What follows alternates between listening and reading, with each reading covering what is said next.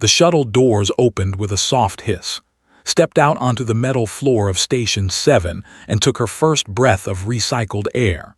It smelled strange, clean but empty, nothing like the salty wind from coastline that she had grown up with. Around her, dozens of alien cadets moved through the docking bay. They came in all shapes and sizes. Some had scales, some had wings, some had too many eyes or too many legs. Had seen pictures of alien species during her training on Earth, but seeing them in person was different. They were tall, very tall, and they moved with a confidence that made her feel small. She adjusted the strap of her bag and walked toward the registration desk. A thin alien with blue skin and large black eyes looked down at her. His fingers were long and delicate as he typed on a glowing screen. "Name and planet of origin," he said in a bored voice. "Earth." The alien paused, his black eyes blinked twice. "Earth, the Class 7. "Yes." He stared at her for a long moment. Then he typed something and handed her a small badge.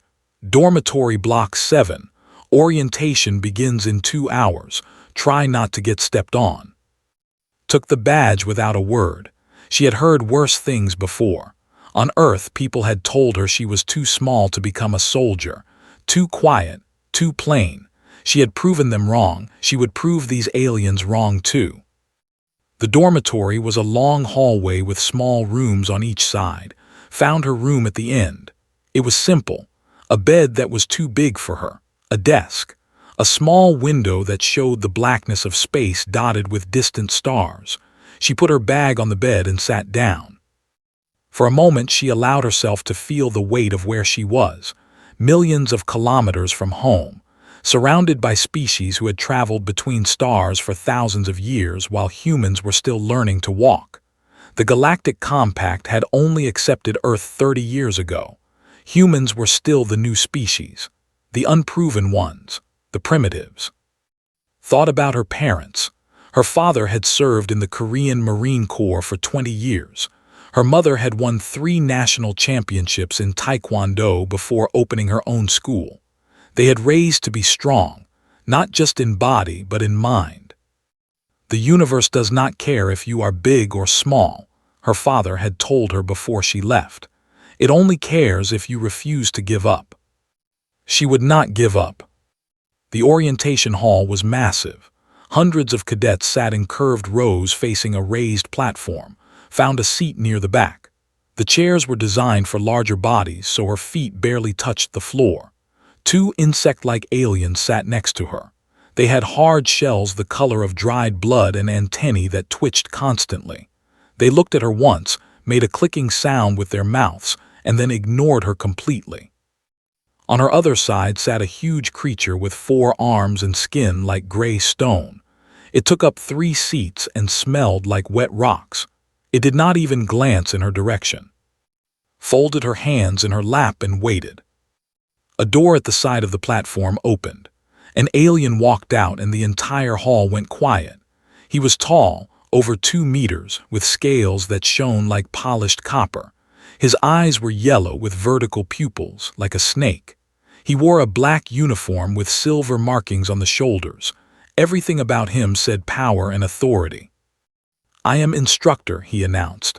His voice was deep and rough like stones grinding together. "For the next cycle, your lives belong to me. You will train, you will suffer, you will learn, or you will fail and go home in shame." He began to pace across the platform. His heavy footsteps echoed through the hall. The Galactic Integration Academy exists for one purpose: to create peacekeepers for the Compact. You are here because your governments believe you have potential, but potential means nothing. Only results matter. "Stop packing." His yellow eyes swept across the crowd. They paused on. "I see we have a Terran this cycle," he said. A few cadets turned to look at her. "Earth, they call it. High gravity, dangerous predators, toxic plants." He made a sound that might have been a laugh. "And yet they send us this small creature. Perhaps Earth is not as deadly as the reports suggest." Some cadets laughed. The insect aliens next to clicked their mandibles in what sounded like amusement. did not react. She kept her face calm.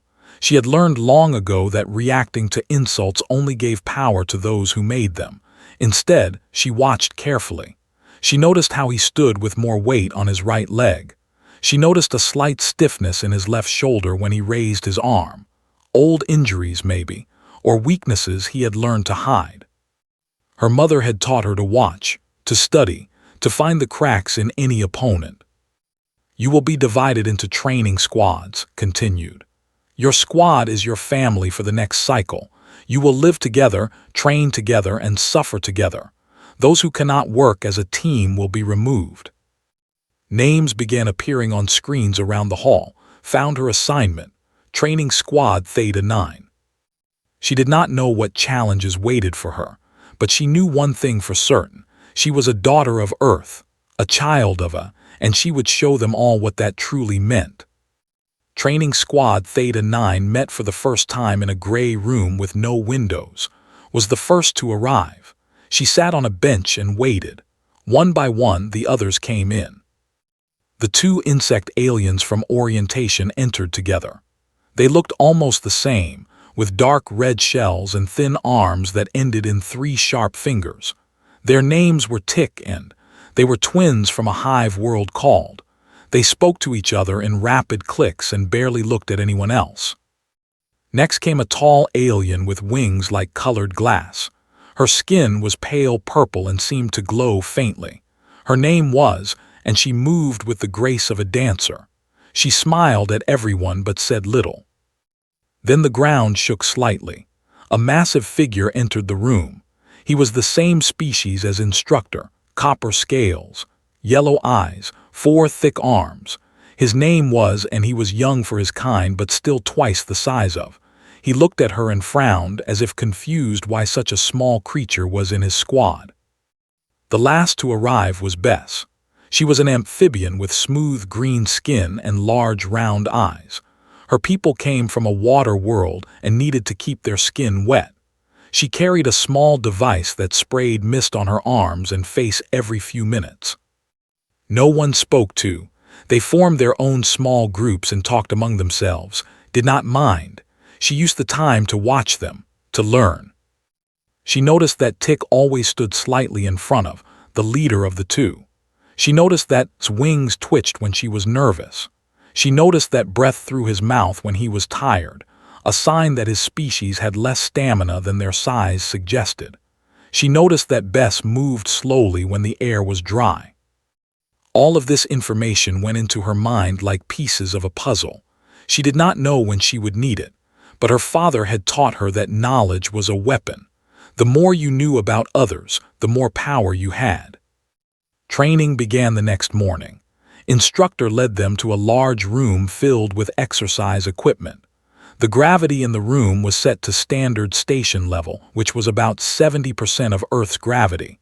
For most species, this was comfortable, for it felt strangely light, like she might float away if she jumped too high. Today we test your bodies, announced. Speed, strength, endurance, show me what your species can do. The first test was a sprint. Ran as fast as she could, but the low gravity worked against her. Her legs were used to pushing against Earth's heavy pull. Here, she kept bouncing too high with each step, wasting energy and time. She finished last. Tick and finished first, their multiple legs carrying them across the ground like water flowing downhill. Was surprisingly fast for his size. Even Bess, with her short legs, beat easily. Made a note on his and shook his head. The strength test was next. They had to lift heavy blocks of metal. Did better here. Her muscles had grown strong under Earth's gravity. She lifted more than and almost as much as Bess, but lifted 3 times what anyone else could. The twins worked together to move blocks that neither could handle alone. By the end of the day, was tired and sore. Her results were average at best, worst at many things. The other cadets did not hide their disappointment in having her on their squad. Maybe she should go home, Tick clicked to his brother that night, heard it through the thin walls of her room. She will only slow us down. Weak species, agreed. Why did the Compact even accept humans? lay on her bed and stared at the ceiling. She did not cry. She did not feel sorry for herself. Instead, she got up and started to exercise. Push-ups, her arms burned. She kept going. Squats, her legs screamed. She kept going. Sit-ups, her stomach cramped. She kept going. On Earth, she had trained like this every night. Her mother would wake her at 5 in the morning to practice forms. Her father would make her run until she vomited, then make her run more. They had been hard on her because they loved her, because they knew the universe would be harder. As she exercised, she thought about what she had observed. The low gravity was a problem, but it was also an opportunity. Her body was built for heavy gravity. If she could learn to move properly in lighter gravity, she would have an advantage. Her dense bones, her strong muscles, her heart that could pump blood uphill against a force these aliens had never experienced. She was not weak, she was just different, and different could be powerful if she learned how to use it. Hours later, covered in sweat, finally stopped. Her body ached, her lungs burned, but her mind was clear. Tomorrow she would watch more, learn more, and when the time came, she would show them all what it could really do. 3 weeks passed. Every day was the same. Wake up, train, get looked down upon, train more, sleep, repeat. Learn to move in the low gravity. She learned to take shorter steps to keep her body lower to the ground. Her times improved slowly. She was still not the fastest, but she was no longer the slowest. The others barely noticed. To them, she was still the small human who did not belong. But noticed things about them. She noticed that was getting tired more easily. His species was built for short bursts of power, not long days of training. She noticed that tick and became confused when separated. They relied on each other so much that alone they made mistakes. She noticed that avoided any training that involved physical contact. Her bones were light and hollow, made for flying, not fighting. She noticed that Bess struggled when the temperature dropped. Her amphibian body needed warmth to function well. And she continued to watch Instructor. She saw him rub his left shoulder when he thought no one was looking. She saw him shift his weight to avoid putting pressure on his left side. There was definitely an old injury there, something that still bothered him. On the first day of the 4th week, gathered all the training squads in the main combat hall.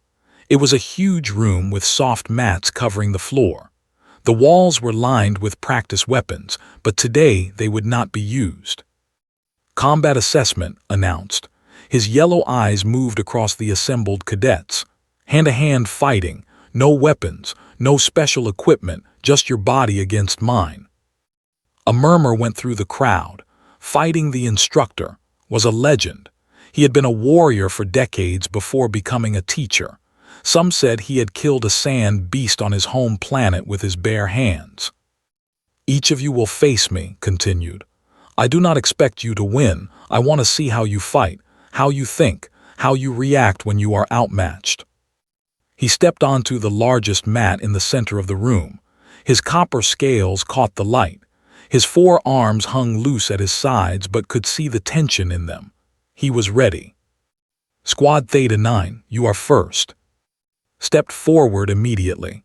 He was eager to prove himself. His people valued strength above all else, and he was the strongest in the squad. Maybe he thought this was his moment to shine. I will fight, said proudly. Nodded, begin. Charged, it was a straightforward attack. He ran at with all his weight behind a massive punch, did not even move until the last moment. Then he stepped to the side, grabbed arm and used the young alien's own speed against him, flew through the air and crashed onto the mat. The whole room shook. The fight had lasted less than 3 seconds. Predictable, said calmly. You rely on strength alone. When you face someone who cannot be overpowered, you have nothing. Got up slowly. His pride was hurt more than his body. He walked back to the squad with his head down. Tick and went next. They attacked together, moving in perfect coordination. One would strike from the left while the other struck from the right. It was impressive teamwork, but had seen this tactic before. He grabbed Tick and threw him into. Both crashed to the ground in a tangle of limbs and antennae. You fight as one, told them. But what happens when one of you falls? Can you fight alone? The twins clicked in shame and returned to the group. Stepped forward but raised her delicate hands. My people do not believe in violence. I request permission to not participate. Stared at her for a long moment. Granted, but remember, the universe does not care about your beliefs. One day you may have no choice. Bess tried next. She was smarter than she did not charge. Instead, she tried to grapple to use her flexible body to wrap around him, but was too experienced. He found her weak points and pinned her to the mat in seconds. Then turned to look at. She was the only one left. The human, he said. There was something in his voice. Amusement, maybe, or contempt. The tiny Terran from the famous, tell me, little one, do you wish to forfeit? No one would blame you. You are clearly outmatched. Some cadets laughed. Even members of her own squad looked away, embarrassed to have her among them. Stepped forward onto the mat. Her heart was beating fast, but her face showed nothing. She remembered her mother's words before every fight. Empty your mind, see your opponent, find the weakness. I will fight, she said quietly. Smiled. It was not a kind smile. Very well, try not to break any bones. He raised his forearms into a fighting stance. Raised her own two hands. The room went silent. Moved first. His right arm came sweeping toward like a falling tree. It was fast, faster than she expected, but she had been watching him for weeks. She knew he always led with his right side to protect his injured left shoulder. She ducked under the blow. The air from his arm passed over her head. Before he could pull back, she was already moving. She stepped inside his reach, where his long arms were useless, and drove her elbow into his left side. She hit the exact spot where she had seen him rub his shoulder. The exact spot he always protected. Made a sound. It was not loud, just a small grunt of surprise, but the whole room heard it. The great instructor, the legendary warrior, had been hurt by the small human girl. He swung again, this time with two arms at once. Did not try to block. Blocking a blow from someone twice her size would only break her arms. Instead, she deflected. She pushed his wrists just enough to send his fists past her body. Her mother had taught her this. When you cannot match strength, redirect it. The cadets watching began to whisper. This was not how they expected the fight to go. Grew angry, his yellow eyes narrowed. He attacked faster, harder. Blow after blow rained down on. She could not dodge them all. One fist caught her shoulder and sent pain shooting down her arm. Another grazed her ribs, but she did not fall. She did not cry out. On Earth, she had trained in conditions that would kill most aliens. She had run in summer heat that made the air itself feel like fire. She had practiced in winter cold that turned her breath to ice. She had sparred with her mother until her whole body was covered in bruises. Pain was an old friend.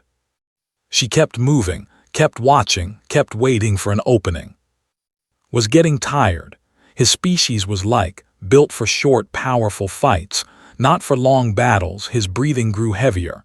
His movements grew slower, just slightly, but noticed. She also noticed something else. In his anger, he was forgetting to protect his left side. The same mistake her mother had taught her to exploit in opponents. Anger makes you stupid, always said. Stay calm, let them make mistakes. Swung with his upper right arm. It was a powerful blow aimed at her head, a killing blow if it connected, but it was also slow, too slow. Saw her chance. She stepped to the left. His fist passed by her ear. She grabbed his wrist with both hands. At the same time, she turned her body and dropped her weight. She pulled him forward, using his own strength against him, and drove her hip into his center. It was a basic throw, one of the first things her mother had taught her, but done correctly it could put anyone on the ground. Size did not matter. Weight did not matter. Only timing and leverage. Flew over her hip. For a moment the massive instructor was in the air, his four arms waving uselessly. Then he hit the mat with a crash that shook the room. Dust rose from the impact. Before he could recover, moved. She dropped her knee onto his chest. She pressed her forearm against his throat, not hard enough to choke him, but hard enough to let him know she could. The room was completely silent. No one moved, no one breathed. Looked down at. His yellow eyes were wide with shock. For the first time since she had arrived at the station, someone was looking at her with something other than contempt. "Yield," she said. Her voice was quiet but steady. Stared at her, his scales flushed darker. She had learned that this meant strong emotion in his species. Anger, shame, or maybe respect. Seconds passed, they felt like hours.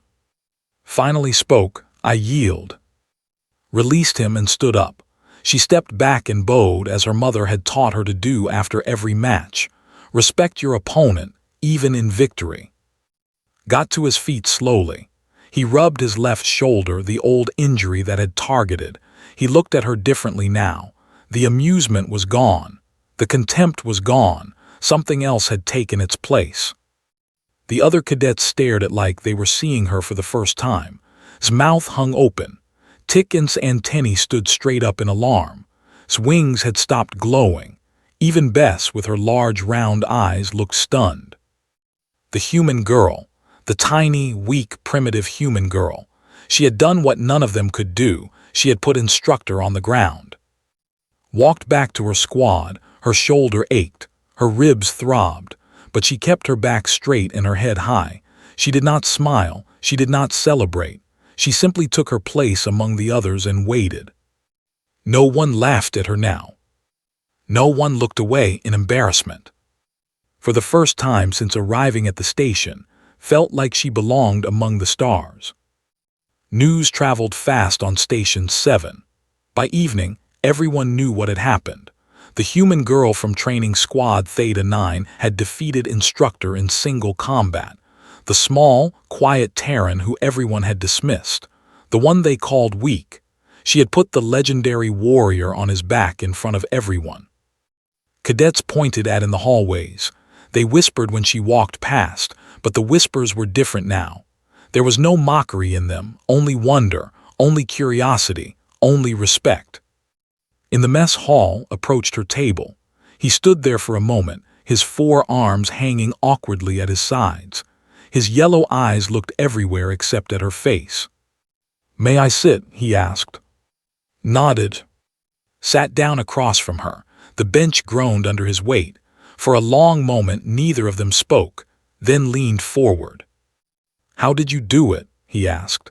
His voice was quiet, almost humble. "You are half my size, less than half, yet you defeated him when I could not even make him flinch." Put down her food. She thought about the question carefully before answering. "On my world," she said, "humans were not the strongest creatures. We were not the fastest. We had no claws or fangs or armor, but we survived. We became the dominant species on a planet that tried to kill us every day." How asked. "We learned to watch, to think, to use our enemy's strength against them." Paused. "My ancestors hunted animals 10 times their size. They did not fight them head-on. That would be suicide. Instead, they chased them, for hours, for days, until the animals collapsed from exhaustion. Humans cannot run the fastest, but we can run the longest. Our bodies are built to endure." His eyes widened slightly. "You hunted by making your prey tired." "Yes, and when they could no longer run, we finished them with simple weapons, sticks, rocks, patience." Looked at her hands, small hands, soft hands by alien standards, but hands that carried the memory of 1,000,000 years of survival. Being small just means you learn to be clever. Being weak just means you find other ways to win. Tick and joined them at the table. Their antennae were low, which had learned was a sign of respect among their kind. "We spoke badly of you," Tick said. "We said you should go home." "We were wrong," added. "We apologize." Nodded. "I heard you through the walls." The twins' shells flushed darker with embarrassment, but smiled slightly, and they understood they were forgiven. Floated over on her delicate wings. Even Bess waddled up on her short legs. For the first time, Training Squad Theta 9 sat together as a true team. They ate together, they talked together, they laughed together. After dinner, a message appeared on his personal device. Instructor wanted to see her in his office. The others exchanged worried looks but was not afraid. She had done nothing wrong. She had only done what was asked of her. His office was simple: a desk, some chairs, a window showing the stars. The instructor sat behind his desk, his copper scales dull in the low light. He gestured for to sit. "I have trained cadets for 40 cycles," said slowly. "Warriors who could cut through metal, champions who could crush stone, blade dancers who moved like wind. I have faced them all." He paused, his yellow eyes met hers. "None of them read me the way you did. None of them found my weakness so quickly. None of them stayed calm when I attacked with all my strength." Said nothing, she waited. Continued. "We use that word often: high gravity, dangerous weather, toxic environment, but I think we forget what it truly means." He leaned forward. "It means every human who reaches the stars has already won a war against a planet that wanted them dead. Every one of you is a survivor. Every one of you carries the strength of 1 billion generations of survivors in your blood." He extended one of his massive hands across the desk. "I underestimated you, cadet. I looked at your size and saw weakness.